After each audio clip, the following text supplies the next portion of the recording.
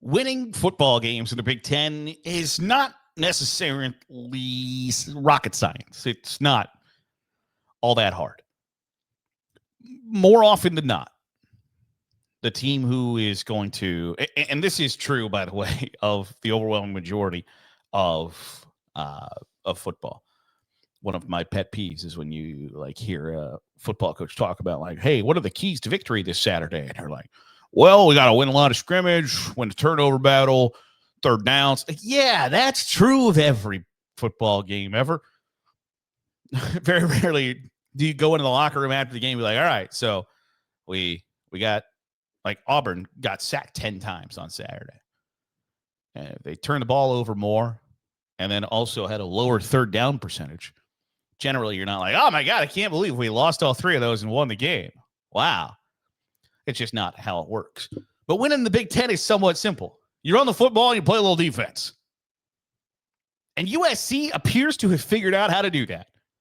Coming into the season, that there was a lot of talk about whether or not Lincoln Riley was going to be still their head coach. And I told you, hey, yeah, he is, because he's got this ridiculous buyout that he's at minimum going to get through the 2025 season unless they just go 0-12 and he gets caught in the throes of passion with the president's daughter and a goat.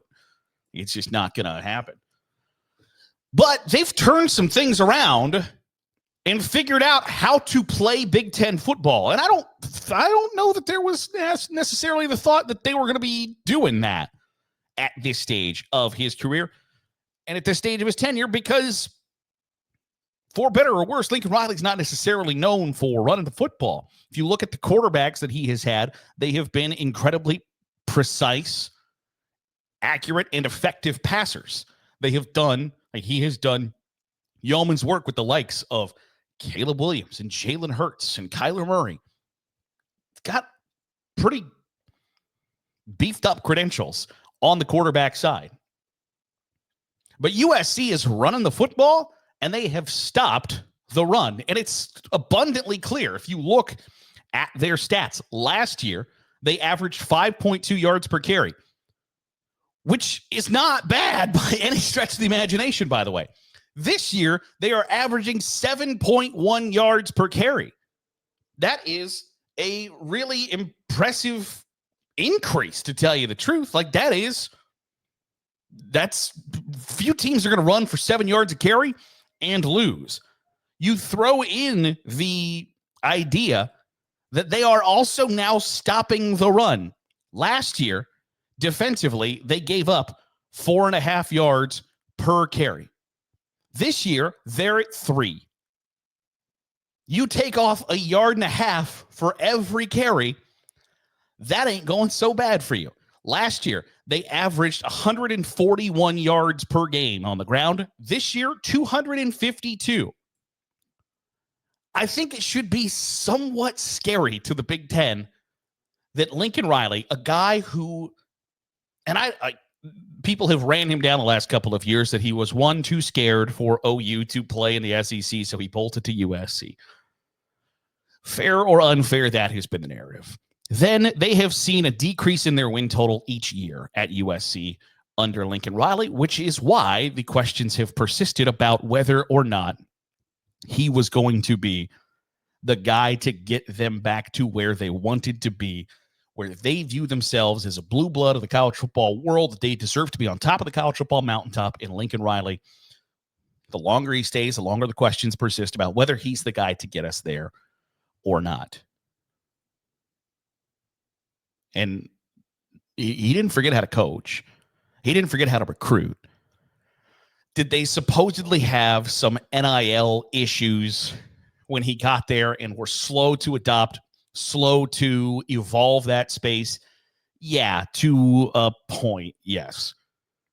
And I was critical of Lincoln Riley that, at this stage of college football, when you are the head coach of a program like USC, I don't think you can sit there and say, well, everybody else has more money to spend than we do. This is bull crap. Because you just got to figure it out. Excuses aren't going to be an option when you get to not only in the Big Ten, but then also the head coach of USC. you're not going to get the benefit of the doubt of like, you know what, maybe he's right. Maybe our NIL, all of those things, maybe we're not up to snuff. When push comes to shove, you got to figure it out. And that's the same thing for Mike Gundy at Oklahoma State. It's the same thing for Dabo Swinney at Clemson. Nobody wants to hear your excuses. You got to figure it out. And so I think Lincoln Riley has figured it out. You have to run the football in the Big Ten at some point. And they are doing that in 2025 significantly better than they did last year.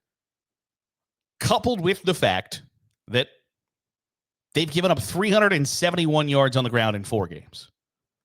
You're giving up 92 yards per game defensively when teams want to run the football on you. USC, in my opinion, has turned into a Big Ten style of football team.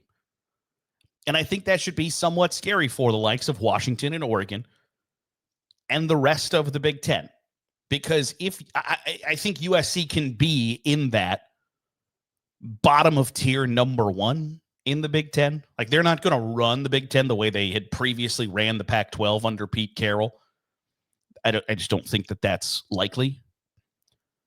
But they can be a tier 1 Big Ten program where they are competing with the likes of Ohio State, Michigan, Penn State, Oregon going forward. USC should be in that conversation. They should be grouped with those schools. And if Lincoln Riley has had a change of heart or whatever the case may be, has figured out, oh, we have to run the ball and stop the run in this conference. And they're doing that.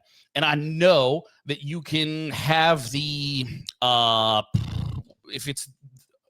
you can have the argument, if that's the right word to use, that it's against Michigan State and it's against Purdue. And when they go to Illinois on Saturday, that could wholly change. I understand that. But the point remains, USC is running the ball and they're stopping the run at a clip where they were not remotely close to in the past.